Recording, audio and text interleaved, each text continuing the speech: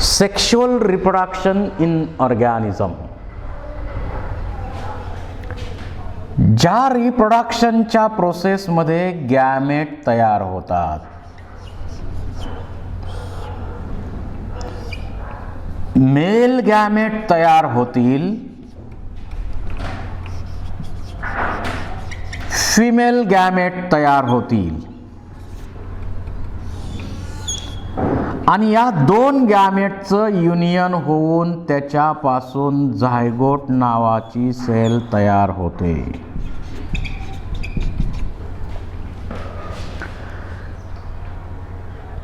Formation and union of male and female gamete to produce zygote. ज्या रिप्रोडक्शनच्या मेथडमध्ये mail आणि फिमेल गॅमेटचं युनियन होऊन नवीन इंडिव्हिज्युअल बनतात, त्या मेथडला सेक्शुअल रिप्रोडक्शन म्हणायचं. नॉर्मली असेक्शुअल रिप्रोडक्शनची प्रोसेस फॉलो केली जाते, हे बरोबर आहे, परंतु फेवरेबल कंडिशन असेल त्यावेळी असेक्शुअल रिप्रोडक्शन फॉलो केलं जातंय. परंतु ज्यावेळी ॲडव्हर्स कंडिशन असेल त्या ॲडव्हर्स कंडिशनमध्ये सर्वाइव्ह होण्यासाठी सेक्शुअल रिप्रोडक्शन डेव्हलप केलेलं आहे. It helps to tide over unfavourable condition. Sexual रिप्रोडक्शनची प्रोसेस तशी एक्सपेन्सिव्ह आहे, एनर्जी भरपूर खर्च होणार आहे. जे इंडिव्हिज्युअल बनणार ते इंडिव्हिज्युअल पण कमी नंबरनं बनणार. असं जरी असलं तरी जे इंडिव्हिज्युअल बनणार ते सुपेरियर बनणार, कारण इतर प्रोसेस दोन इंडिव्हिज्युअल मध्ये होते, म्हणजे बाय पॅरेंटल आहे जनरली प्रोसेस एक, आणि या प्रोसेसच्या दरम्यान मिओसिस नावाची डिव्हिजन होत असते.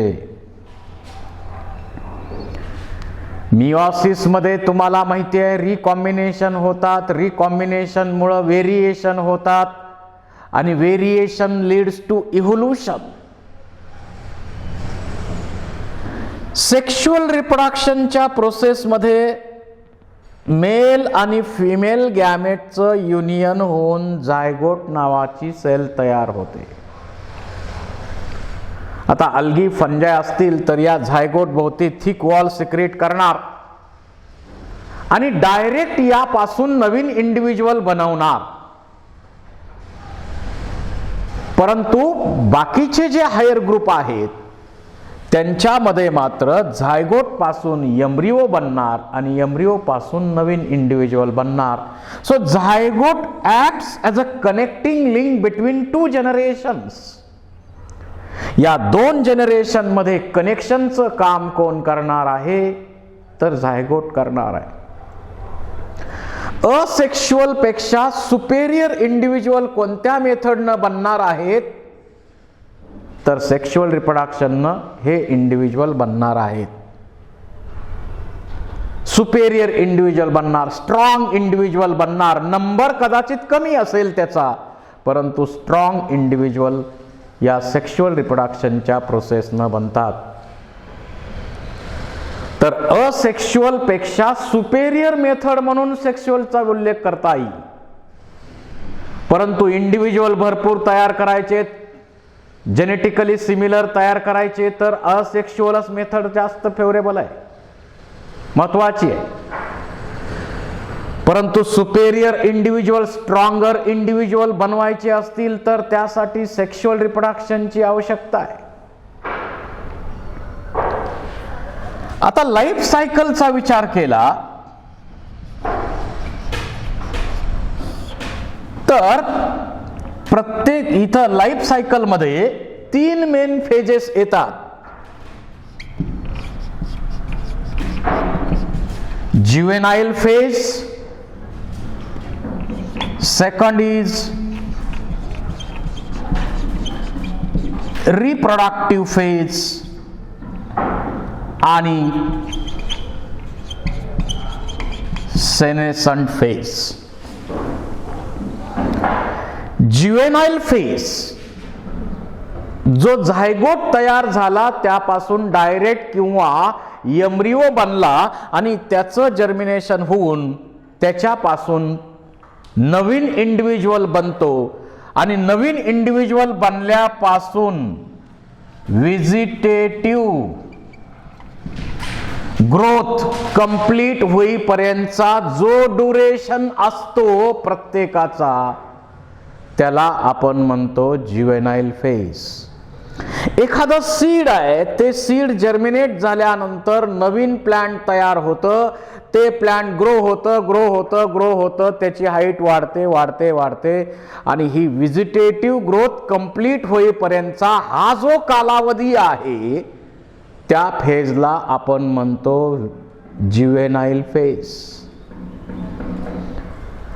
आणि ग्रोथ कंप्लीट झाल्यानंतर मग त्यांच्यामध्ये रिप्रोडक्शनची प्रोसेस होते. समजा एखादा जवार प्लांट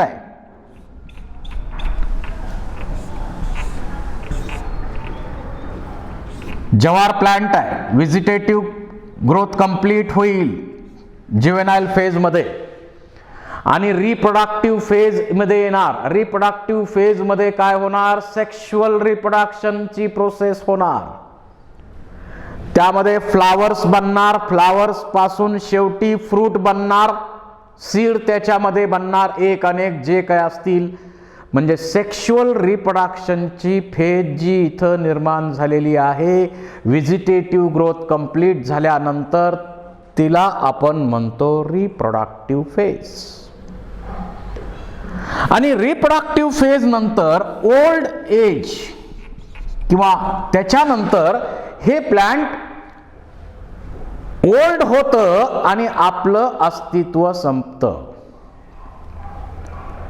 जसं ज्वारीचं लाईफ सायकल आपण पाहिलं तर सीड जर्मिनेट झाल्यानंतर नवीन रोपटं तयार झालं, त्याच्यानंतर ते ग्रो झालं, नवीन प्लांट तयार झालं. व्हेजिटेटिव्ह ग्रोथ कंप्लीट होईपर्यंतचा हा जो कालावधी आहे तो ज्युएनाइल फेजचा कालावधी आहे.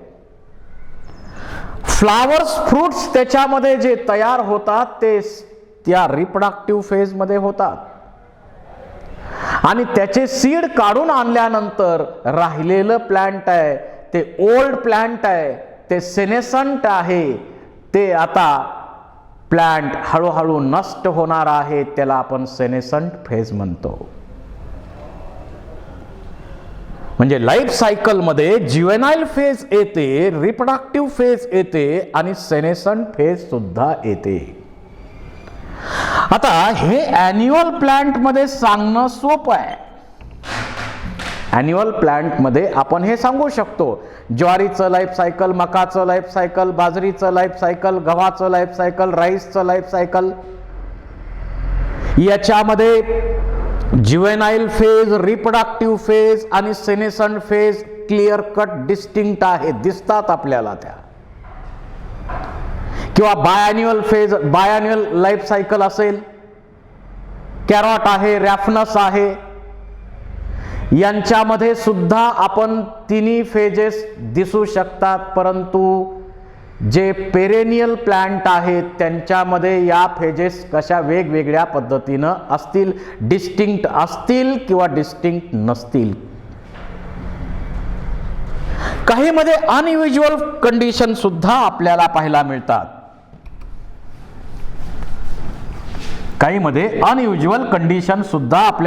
मिळतात. जसं बांबूचं प्लांट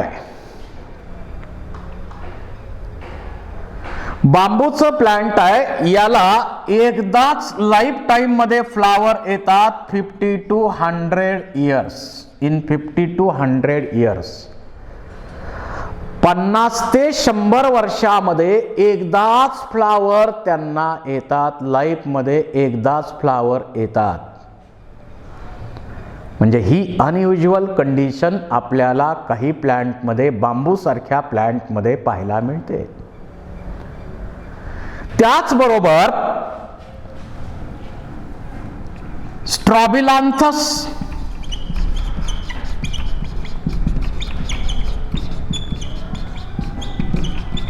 स्कुंतियाना,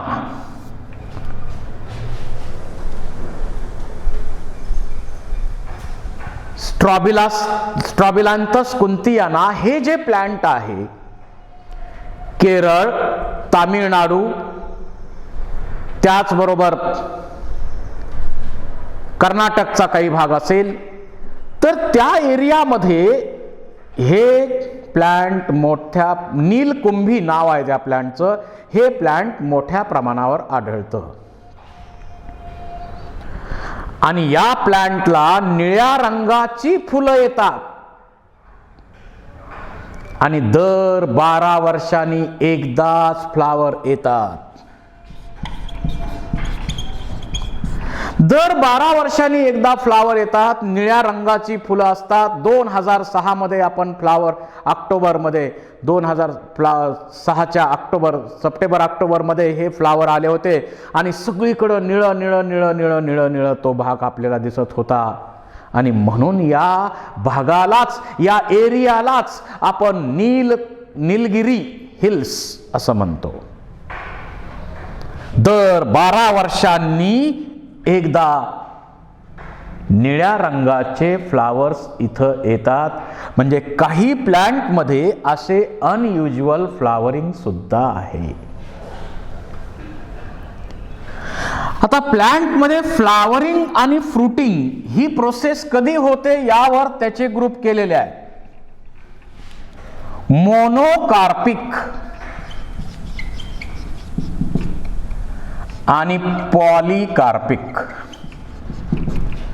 मोनोकार्पिक आणि पॉलीकार्पिक. ज्यांना एकदाच फ्लावर आणि फ्रूट येत असतील लाईफ मध्ये, ते सर्व मोनोकार्पिक प्लांट आहेत. ज्वार असेल, मेज असेल, राईस असेल, ह्या सर्वांचं फ्लावरिंग फ्रुटिंग जे आहे ते एकाच वेळी लाईफ मध्ये होत आहे. म्हणजे हे प्लांट कसे आहेत? मोनोकार्पिक आहेत. परंतु जे पॉलीकार्पिक प्लांट आहेत, पेरेनियल प्लांट आहेत, त्यांच्यामध्ये आपल्याला या ज्या ज्युवेनाइल फेज, रिप्रोडक्टिव्ह फेज आणि सेनेसंट फेज असं डिस्टिंक्शन आपल्याला त्यामध्ये मिळत नाही. ज्युवेनाइल फेज तर सर्वांमध्ये सुरुवातीला असणारच आहे. समजा आंब्याचं झाड आहे, आपण ते सीड जर्मिनेट झाल्यापासून रोपटं तयार होईल, त्याच्यापासून आंब्याचं झाड पूर्ण तयार होईल. म्हणजे व्हेजिटेटिव्ह ग्रोथची फेज जी आहे ती कंप्लीट होतच असते. परंतु आंब्यामध्ये रिप्रोडक्टिव्ह फेज ज्यावेळी येते त्यावेळी फ्लावर्स, फ्रूट्स तयार झाले. एकदाच फ्लावर्स आणि फ्रूट्स आंब्यामध्ये आपल्याला तयार झालेले मिळतात का? नाही. यावर्षी आंबे लागले, पुन्हा वर्षभर गॅप, पुन्हा फ्लावर फ्रूट, पुन्हा वर्षभर गॅप, पुन्हा flower fruit, gap, flowering fruiting, gap, flowering fruiting, gap, flowering fruiting. म्हणजे दरवर्षी आंबे लागतात. आंबे लागले, त्याच्यानंतर वर्षभराचा गॅप पडतो, पुन्हा दुसऱ्या वर्षी आंबे लागणार, पुन्हा गॅप पडणार, पुन्हा दुसऱ्या वर्षी आंबे लागणार, तिसऱ्या वर्षी, चौथ्या वर्षी आंबे लागणार, गॅप, आंबे लागणार, gap, flowering fruiting, gap, flowering fruiting, gap. अशा प्रकारची कंडिशन आपल्याला काही प्लांट मध्ये पाहायला मिळते. मँगो मध्ये आपण पाहतोय असं अनेक प्लांट अशा प्रकारचे पण आहेत. म्हणजे तिथं रिप्रोडक्टिव्ह फेज जी आहे, ती रिप्रोडक्टिव्ह फेज जी आहे ती काही गॅप घेते. म्हणजे सतत फ्लावर वर्षभर लागणार आहेत असं नाही आहे त्या आंब्याला. काही गॅप घेतला जातो आणि रिकव्हरी केली जाते. तो रिकव्हरी पिरियड आहे असं काही जण समजतात. अशा प्रकारे flowering fruiting, flowering fruiting gap, flowering fruiting gap अशा कंडिशन्स आपल्याला काही पॉलीकार्पिक प्लांटमध्ये पाहायला मिळतात आणि तिथं आपण डिस्टिंक्शन करू शकत नाही. या ज्या फेजेस लाईफ सायकलच्या 3 आहेत त्याचं डिस्टिंक्शन आपल्याला करता येत नाही. म्हणजे ज्युवेनाइल फेज, रिप्रोडक्टिव्ह फेज. आता रिप्रोडक्टिव्ह फेज बरीच काळ लॉंग ड्युरेशन चालणारी आहे. रिप्रोडक्टिव्ह फेजमध्ये पुन्हा gap reproduction, gap reproduction, gap reproduction, gap reproduction, gap reproduction असं होत आहे. इव्हन ॲनिमल मध्ये जर विचार केला तर ज्युवेनाइल फेज आहेच. आपला जन्म झाल्यापासून लहानपण आपलं आणि सेक्शुअल मॅच्युरिटी पर्यंतची ज्युवेनाइल फेजच आहे. ज्युवेनाइल फेजच आहे ती. आणि त्या ज्युवेनाइल फेज नंतर रिप्रोडक्टिव्ह फेज ज्यावेळी येते, सेक्शुअल रिप्रोडक्शनची प्रोसेस आपल्यामध्ये होत असते. मग जे एग लेईंग ॲनिमल्स आहेत ते अंडी घालणार. काहींचं एक्सटर्नल फर्टिलायझेशन आहे. म्हणजे फिश आणि फ्रॉग असतील त्यांच्यामध्ये एक्सटर्नल फर्टिलायझेशन आहे. बाहेर अंडी घालतात, बाहेर फर्टिलायझेशन होत आहे. परंतु काही असे पण आहेत पक्षी, फर्टिलायझेशन इंटरनल आहे. आणि मग एम्ब्रिओ हा जो एम्ब्रिओ आहे त्याला रिझर्व फूड मटेरियल, त्याला कवच, प्रोटेक्शनसाठी कवच, अशा प्रकारे हे अंड म्हणजे इमॅच्युअर एम्ब्रिओ असतो तो ते बाहेर रिलीज केलं जातं. त्याला आपण एग लेईंग म्हणतो. त्यानंतर आपण काही ॲनिमल्स असे पाहतोय, एग लेईंग ॲनिमल्स पाहिले, एक्सटर्नल फर्टिलायझेशन असणारे सांगितले. त्यानंतर मॅमल्सचा विचार केला तर नॉन प्रायमेट काही आहेत आणि काही प्रायमेट आहेत. नॉन प्रायमेट जे आहेत त्यांच्यामध्ये सीझनल ब्रीडर आहेत. ते ठराविक सीझन मध्येच त्यांच्यात ब्रीडिंग होऊ शकतं आणि ते ओस्ट्रस सायकल फॉलो करतात.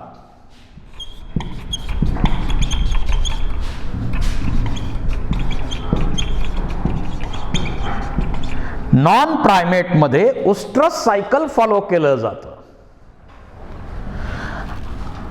आणि ठराविक सीझन मध्येच ब्रीडिंग होतं, त्यामुळं त्याला आपण म्हणतो सीझनल ब्रीडर. त्याला आपण म्हणतो सीझनल ब्रीडर आहे. परंतु प्रायमेटचा विचार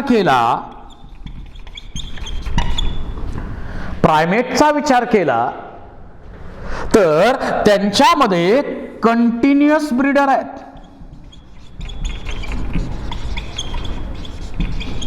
आणि त्याच्यासाठी कंटिन्यू ब्रीडिंगची प्रोसेस चालू राहावी याच्यासाठी त्यांच्यामध्ये मेन्स्ट्रुअल सायकल आहे. कंटिन्युअस ब्रीडिंग प्रोसेस चालू राहावी रिप्रोडक्टिव्ह एज मध्ये कंटिन्यू रिप्रोडक्शन चालू राहावं याच्यासाठी मेन्स्ट्रुअल सायकलची प्रोसेस प्रायमेटला दिलेली आहे. ओल्ड वर्ल्ड मंकी, एप आणि ह्युमन याच 3 स्पीसीज किंवा हे 3 मेंबर या अर्थ वरती प्रायमेटचे आहेत की ज्यांच्यामध्ये मेन्स्ट्रुअल सायकलची प्रोसेस आहे आणि त्याचा पर्पज आहे कंटिन्यू ब्रीडिंग चालू ठेवणं. आणि मग रिप्रोडक्टिव्ह फेज कंप्लीट झाल्यानंतर मग शेवटी ओल्ड एज, उतार वयाची फेज जी असते, ओल्ड एजची फेज जी असते त्याला आपण सेनेसंट फेज म्हणू शकतो. म्हणजे ॲनिमलमध्ये सुद्धा काही प्रमाणात हे डिस्टिंक्ट होत आहे. परंतु इथं रिप्रोडक्टिव्ह फेजमध्ये मात्र गॅप पडतायत. पुन्हा reproduction, gap reproduction, gap reproduction अशा प्रोसेस इथं सुद्धा आपल्याला पाहायला मिळणार. This is about sexual reproduction in organism. Thank you very much.